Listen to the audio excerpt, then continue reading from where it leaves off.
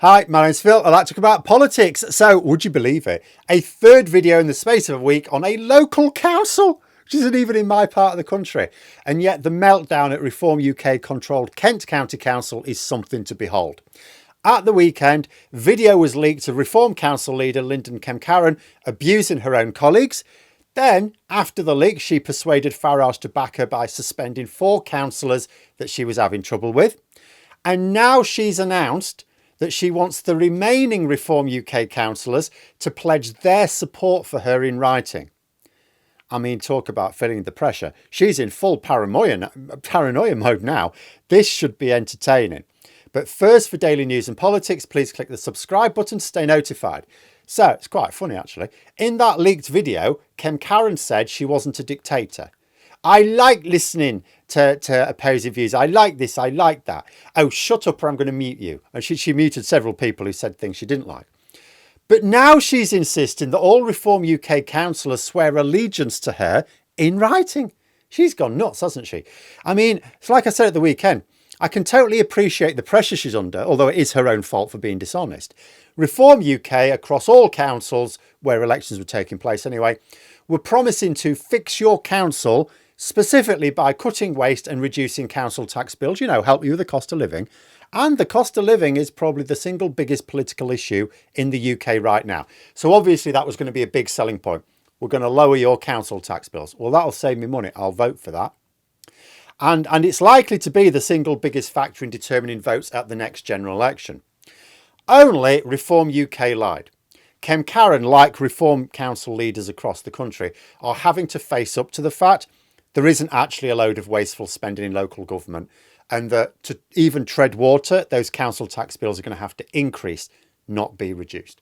Now, maybe they didn't realise this. Maybe they went in with their eyes shut, but they realise it now.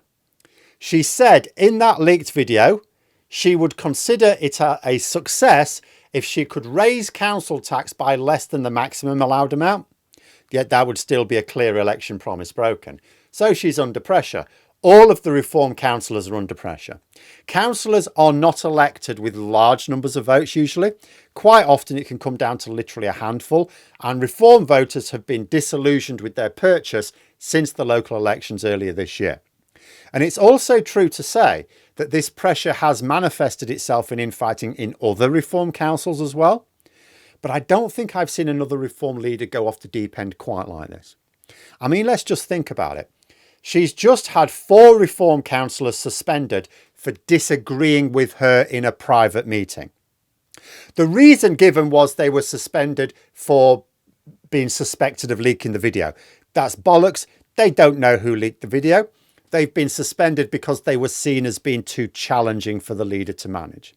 It's not for leaking the video, because only one person needs to be involved in that, and she doesn't know who it is.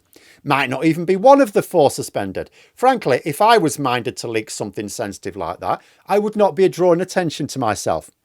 The one who leaked it may be one of the councillors who sits quietly in the corner telling Kemcaran, oh, you did a bang-up job, Lyndon. Great job, great job.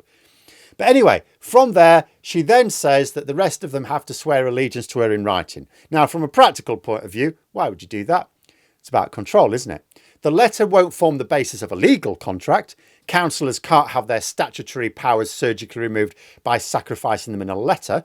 If a councillor did as she suggested and signed the letter, the oath of allegiance, and then challenged her later on, they're not in breach of anything.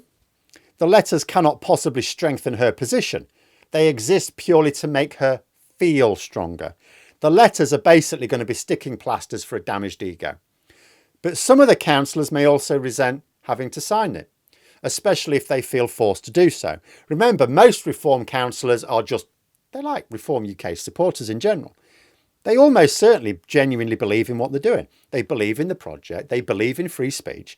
So how are they going to take to being forced to swear allegiance in writing to someone who's leading them in breaking their campaign promises? Oh, and the wording's hilarious as well. This is what they're expected to sign. So they don't even get to write their own oath of allegiance. We, the undersigned, believe in democracy and have full confidence in our leader, Councillor Lyndon Kemcaran. Okay, then. We believe in democracy, which is why we're swearing allegiance to the leader. Like, in what other situation do you swear allegiance to a leader that you elect. Like even where oaths are more normal, let's say the military. It's not to political leadership, is it? Like in the UK, you know, you'd swear allegiance to the crown. In America, it's to the Constitution. It's not the democratically elected leaders. You know, this is the behaviour of paranoia, and it suggests there's going to be more dysfunction to come. At the end of the day, dissension is healthy. Like leaders shouldn't worry about dissension. You just need to channel it into a productive outlet. I mean, yes, there are rules and discipline. You need rules and discipline. Like, you know, if these councillors were constantly voting against the party whip, then yeah, okay, you get rid of them. They're basically not part of your party. But for offering dissenting views in a private meeting, albeit one that was leaked, I mean, that's mad. And remember, even before it was leaked, she was muting people for dissenting in that meeting. I mean, in another context, you could look at Labour's excessive actions against certain protests. Like, it's only worked to increase the level of protest. It hasn't dampened anything down. The bottom line is, people want to have their say, and you need to give them an outlet to have their say. If you give people a peaceful way to just have their say, that's all most people want. Nobody gets hurt. If you deprive them of a peaceful way to do it, you only motivate them to have to do it more forcefully. Dissension, especially if it's in private, is actually really healthy. It should be encouraged.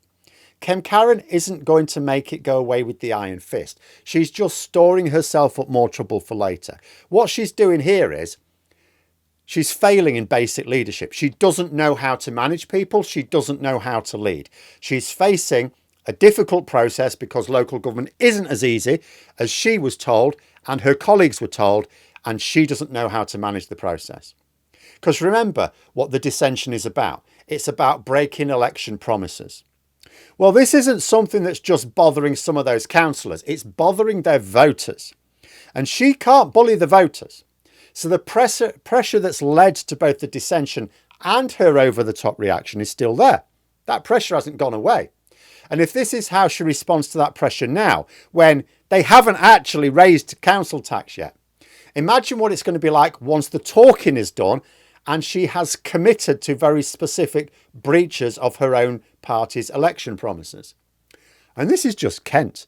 The pressure may be a little bit more there because of the harsher media spotlight, but the same basic pressures exist for Reform UK in all the councils they took over.